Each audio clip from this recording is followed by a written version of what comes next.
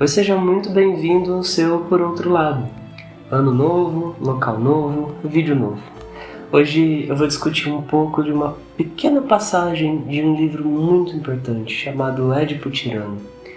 É um mito que fala acerca de construções que estão nos pilares da nossa civilização, de nós como seres humanos. Freud usa essa simbologia para traduzir um conceito muito importante para a psicanálise e hoje eu vou falar bem brevemente sobre isso. Vamos lá, vamos implicar um pouco o nosso 2021. Bom, para começar, esse livro, Édipo Tirano, de Sófocles, é um livro muito interessante. Ele fala do mito de Édipo, que era um rei, que, em resumo e sem spoilers, porque esse mito já resiste há tantos milênios, ele casa com sua própria mãe depois de matar o seu próprio pai.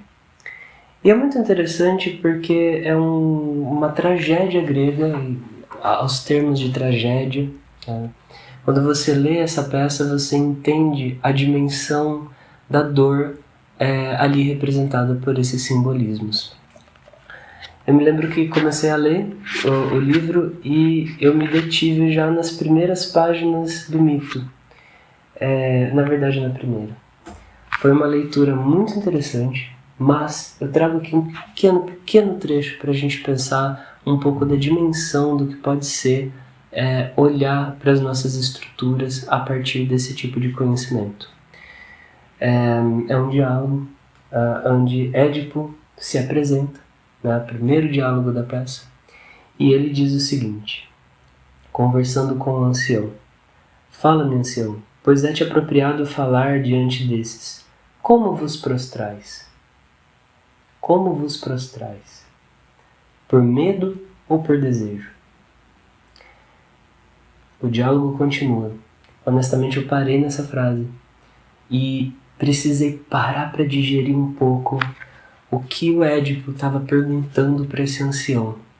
Como vos prostrais? Por medo ou por desejo? Isso não é uma pergunta qualquer. Isso é uma pergunta que abre uma dimensão de um pensamento de tão profundo que merece um bom tempo de digestão. Eu fiquei vários dias sem prosseguir a leitura. Precisei pensar sobre o que faz a gente, enquanto ser humano, se prostrar. É o medo ou o desejo? Você caminha na sua vida, você olha para o seu processo de vida, se questionando a todo momento em qual momento você se curva diante de uma situação. Se por medo, a gente alinha as questões da neurose, as questões mais engessadas do ser humano que nos impedem de entrar em contato com um profundo mais obscuro chamado desejo e que levanta defesas para que a gente não entre em contato a partir da angústia, a partir de tantas outras defesas que estão relacionadas ao medo.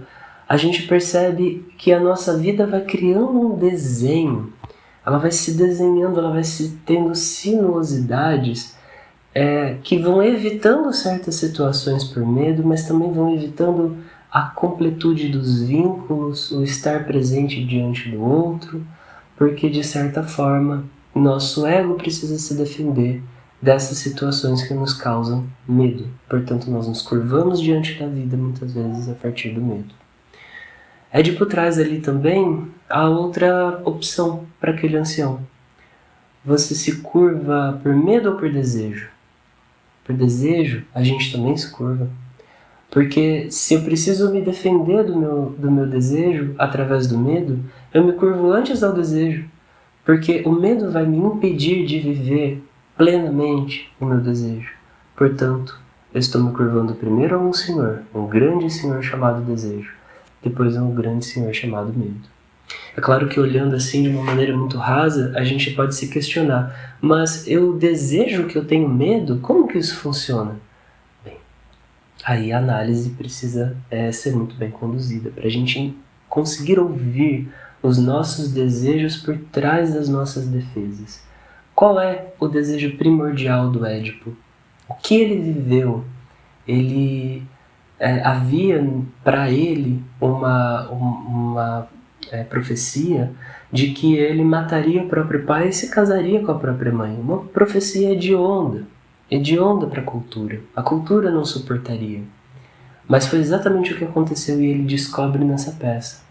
Que por mais medo que ele tivesse disso acontecer, e por esse medo ele deixa a sua cidade natal e vai morar em outra cidade, por mais medo que ele tivesse, por mais que ele tivesse feito a vida dele se defendendo desse medo, dessa profecia terrível, ela se cumpre sem ele poder entender, sem ele ver, e a hora que ele vê, ele se desespera. Ele se desespera a ponto de se cegar. Ele cega, ele fura os próprios olhos. É impossível para ele administrar a recompensa do seu desejo, ter efetivado algo que era para continuar numa fantasia, que era para ser inatingível, ele atinge.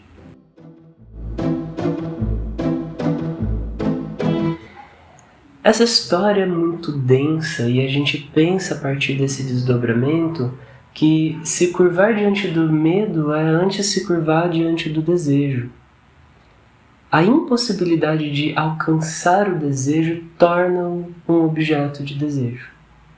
Quando a gente se apropria, portanto, a gente não tem suporte para lidar no mundo, muitas vezes. Essa história é uma história bastante densa, tem muita coisa a se pensar sobre isso. Eu trouxe um pequeno trecho que eu acho que é de uma sensibilidade incrível. Falar sobre desejo é um outro processo muito complicado, porque será que a gente sabe mesmo, a gente tem consciência dos nossos desejos?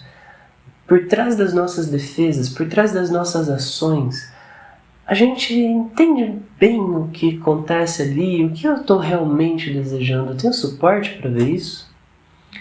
Bom, aí são questões bastante mais complexas. A gente pode pensar num ser desejante, pulsante, em que não para de desejar, e no desejo como próprio movimento de vida, mas também como um próprio movimento de destruição. Ele muitas vezes vive da sua ambiguidade. A gente se defende da parcela do quantum de morte que ele pode trazer, mas a gente também se defende do quantum de vida que ele pode trazer. O sintoma no corpo pode ser um desejo, e é onde a gente se curva novamente. Aquela dor que não cessa, aquela paralisia que é inexplicável, aqueles suores que a gente tem em determinada situação, aquele medo antes dele ainda, fisicamente aquela palpitação, aquele desconforto mental. Esses sintomas podem ser expressão do desejo. Faz o nosso corpo se curvar diante dele. Eu queria trazer aqui essa pequena reflexão, como é possível dois eixos tão importantes da nossa vida nos prostrarem diante deles. O medo e o desejo, cada um com a sua função muito profunda, há muito que se aprofundar, mas há de se pensar que essa pergunta do Édipo ressoa pela eternidade, desde que ela foi escrita, desde que ela foi pensada. E não esquecendo que ela foi pensada por uma mente humana. Ela foi concebida por um coletivo humano.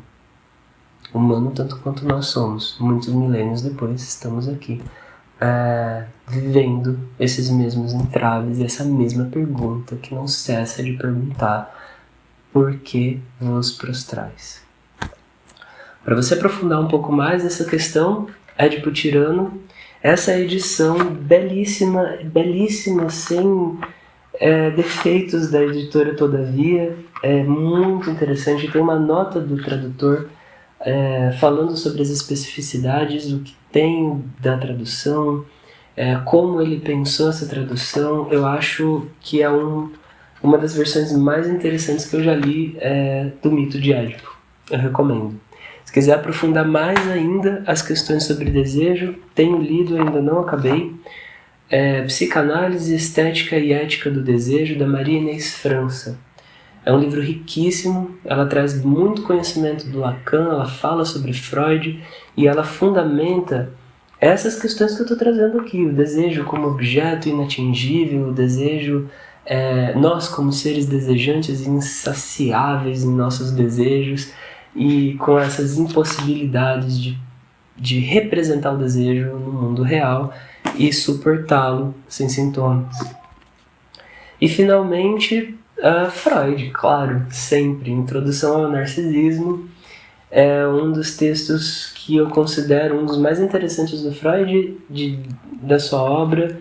É um dos que abre caminhos para um entendimento muito grande sobre muitas questões da nossa vida. Muito obrigado por ter assistido esse vídeo. Estamos aí implicados e que tenhamos um ano cada vez mais implicante. Um abraço, até o próximo vídeo.